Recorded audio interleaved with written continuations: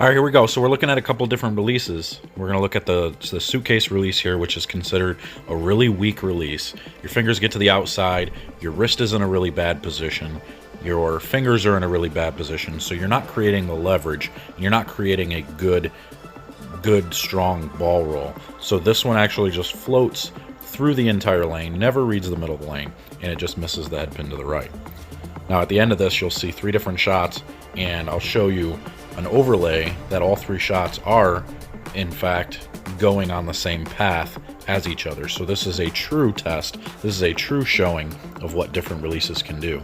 So now we're at the 1 p.m. strong firm release. This is more of a controllable release. This is what you're going to do. You should start each day using this type of release to try to understand what the lanes are giving you, try to understand what you can do with your hand to try to make it do what you want to do, make the ball do what you want to do. So this one, you'll notice it actually does read the middle of the lane properly and gets back to the head pin, back to the pocket, and strikes on a late messenger.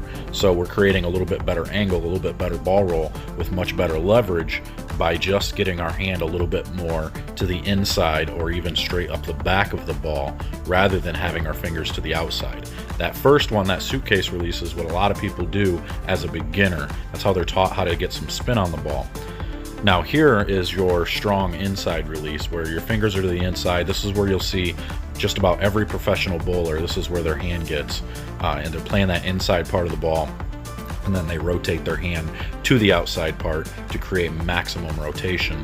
And then they also can get the ball to read the lane much more. And you'll notice here, we actually stone 9 because the ball drives that much harder through the pins than what the other 2 releases did.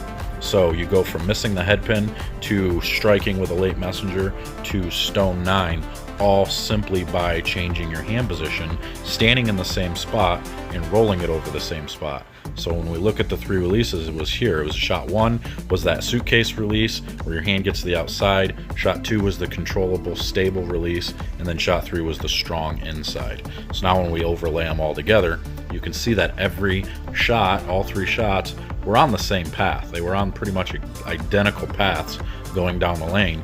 They just read the lane differently and drove differently down at the back side of the lane at the break point than each other because of the different releases. So this is where you can learn to create different releases and get good at them to become a versatile bowler, to allow yourself to be able to play straighter and to be able to play inside on the lane as well. So let's watch those releases one more time.